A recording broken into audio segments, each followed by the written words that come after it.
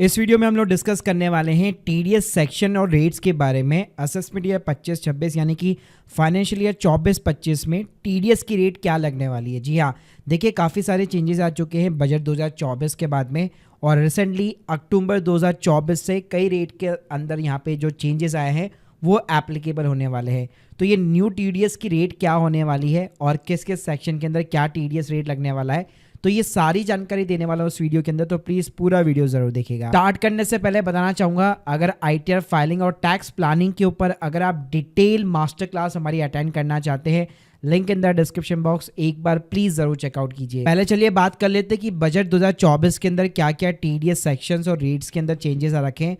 तो पहला जो मेजर चेंजेस आया 194D के अंदर आ रखा है, जो भी इंश्योरेंस एजेंट्स होते हैं बेसिकली उनको कमीशन जो मिलता है, इंश्योरेंस कमीशन मिलता है। तो पहले उसके ऊपर 5% का टीडीएस रेट था, लेकिन 1 अप्रैल 2025 के बाद में अब ये जो टीडीएस रेट है वो सिर्फ 2% का हो जाएगा। इसके अलावा आपकी कोई लाइफ इंश्योरेंस पॉलिसी मैच्योर हुई है, उसके अगेंस्ट में पहले आपको जो पेमेंट मिलता था जो टैक्सेबल रहती थी कई बार, तो पहले जो टीडीएस का रेट था वो 5% का लगता था 194DA के अंदर। अब वो टीडीएस का रेट भी यहाँ पे 2% हो चुका है 1 अक्टूबर 2024 के बाद में। इसके अलावा अगर आप लॉटरी टिकट्स बेचते थे तो उस पर कमीशन पहले 5% हुआ करता था, वो रिड्यूस होकर 2% हो चुका है। इसके अलावा एक और मोस्ट पॉपुलर सेक्शन है 194H करके, जहाँ पे आपको कमीशन और ब्रोकरेज मिलता है। तो कई लोग जैसे डीमेट अकाउंट से ब्रोकरेज अर्निंग करते हैं रेफर करने पे, या लेट सपोज किसी कंपनी के साथ में अगर आपने काम किया हुआ है वो आपको कमीशन प्रोवाइड करता है, रेफरल इनकम प्रोवाइड करता है। तो कमीशन और ब्रोकरेज के केस में पहले 5% का टैक्स रेट लगता था, अब यहाँ पे सिर्फ 2% का टीडीएस कटने वाला है अक्टूबर 2024 से। इसके अलावा जो रेंट होता है, जी हाँ, तो payment of the rent by the individual and HUF person, तो 194IB के अंदर पहले आपको जो है 5% का जो है टैक्स रेट यहाँ पे या टीडीएस यहाँ पे आपको डिडक्ट करना पड़ता था, लेकिन अब ये जो टैक्स रेट जो टीडीएस होगा वो केवल 2% का होगा, यानी अक्टूबर 2024 के बाद केवल आपको 2% का टीडीएस डिडक्ट करना है। इसके अलावा 194O जो कि मोस्टली ई कॉमर्स ऑपरेटर जैसे अमेजोन, फ्लिपकार्ट, इन सभी के ऊपर लगता है। तो वहाँ पे अगर आप बिजनेस कर रहे थे जो ई कॉमर्स पार्टिसिपेंट है, तो पहले 1% का टीडीएस रेट था, अब ये रिड्यूस करके केवल 0.10% का कर दिया गया है। तो ये तो बात हो गई जो बजट के अंदर यहाँ पे चेंजेस हुए हैं और जो अक्टूबर 2024 से एप्लीकेबल है। वैसे अगर मैं नॉर्मल बात करूं तो सैलरी के ऊपर 192 के अंदर जो भी आपका स्लैब रेट होगा उसके अकॉर्डिंग टैक्स लगने वाला है।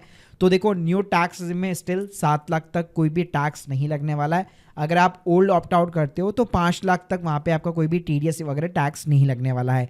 इसके अलावा सेक्शन 192A जहाँ पे आप ईपीएफ वगैरह जो है पीएफ अगर विड्रॉल करते हैं तो 50,000 की थ्रेशोल्ड होती है, उसके ऊपर 10% का टीडीएस रेट लगने वाला है। अगर आपके सिक्योरिटी बॉन्ड्स के ऊपर इंटरेस्ट वगैरह मिलता है तो वहाँ पे 10,000 का थ्रेशोल्ड है, 10% का रेट है। इसके अलावा डिविडेंड के ऊपर 5,000 का थ्रेशोल्ड है, फिर 10% का रेट है।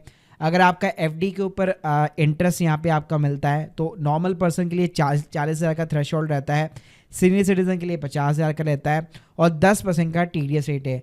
यहाँ पे एक और चीज़ बताना चाहूँगा, जिन लोगों का पैन कार्ड आधार कार्ड नंबर लिंक नहीं है, ठीक है, तो उनके लिए भाई टीडीएस रेट यहाँ पे इंक्रीज हो जाएगा। तो मेक श्योर कीजिए प्लीज़ अपना पैन कार्ड आधार कार्ड जरूर लिंक करा लीजिए। इसके अलावा भाई ऑनलाइन गेम्स के ऊपर कोई थ्रेशोल्ड नहीं है, हमेशा 30% टीडीएस जो ड्रीम 11 वगैरह की इनकम होती है वहाँ पे कटने वाला है।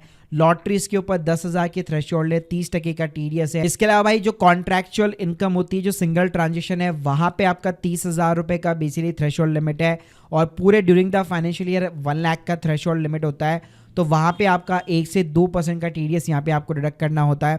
इसके अलावा मैं ऑलरेडी आपको जो इंश्योरेंस कमीशन वगैरह या life insurance policy payment receive उस पर बता चुका हूँ। प्लांट एंड मशीनरी का जो रेंटल इनकम आता है उस पर 2.4 लाख का थ्रेशोल्ड लिमिट है। लैंड एंड बिल्डिंग फर्नीचर पे जो है 2.4 लाख रुपीस का थ्रेशोल्ड लिमिट है, उसके बाद में 10% का यहाँ पे टीडीएस रेट वगैरह है। इसके अलावा यहाँ पे जिन लोगों को प्रोफेशनल फीस मिलती है 194J के अंदर जिनका टीडीएस डिडक्ट होता था, वहाँ पे 30,000 रुपये की थ्रेशोल्ड लिमिट होती है, उसके ऊपर यहाँ पे 10% का आपको टीडीएस यहाँ पे डिडक्ट करवाना पड़ता है। इसके अलावा भाई म्यूचुअल फंड के अंदर जो डिविडेंड की इनकम होती है वहाँ पे 5,000 की थ्रेशोल्ड लिमिट है और 10% का टीडीएस है। और इसके अलावा भाई 194N काफी ज्यादा पॉपुलर है। अगर आप बैंक से कैश विड्रॉल कराते, अगर बैंक को आपने आईटीआर सबमिट नहीं करा रखी तो 20 लाख रुपए की थ्रेशोल्ड लिमिट होती है, 2% का आपका टीडीएस डिडक्ट होता है। आईटीएल अगर आपने जमा करा रखी है तो उस केस में थ्रेशोल्ड लिमिट आपकी 1 करोड़ की बढ़ जाती है। इसके अलावा भाई 194S इंट्रोड्यूस किया गया था जो कि क्रिप्टो के लिए था, तो वहां पे सेम लिमिट है 50,000 की और 10,000 रुपए की, जहां पे आपका 1% का टीडीएस बेसिकली कटने वाला है। इसके अलावा भाई एनआरआई के लिए भी बहुत सारे यहाँ पे जो है टीडीएस रेट एप्लीकेबल होती है। तो मैं क्या करने वाला हूँ, ये टीडीएस का चार्ट सिंपली आपको एक लिंक जो है डिस्क्रिप्शन बॉक्स में दे दूंगा, जहां पे आप अपने अकॉर्डिंग टीडीएस की रेट्स वगैरह आराम से फाइंड कर सकते हैं। बाकी जो भी मेजर यहाँ पे टीडीएस की रेट थी वो ऑलरेडी मैं बता चुका हूँ, और बजट 2024 के अंदर क्या चेंजेस हो चुके वो भी मैं आपको यहाँ पे एक्सप्लेन कर चुका हूँ। So guys, hope you like this video. Please subscribe our channel. अगर आप लोग चाहते हैं कि टीडीएस रिटर्न फाइलिंग के ऊपर एक मैं सेपरेट वीडियो बनाऊँ स्टेप बाय स्टेप, तो प्लीज़ मुझे कमेंट बॉक्स के अंदर ज़रूर बताइएगा। Thank you guys, thank you very much.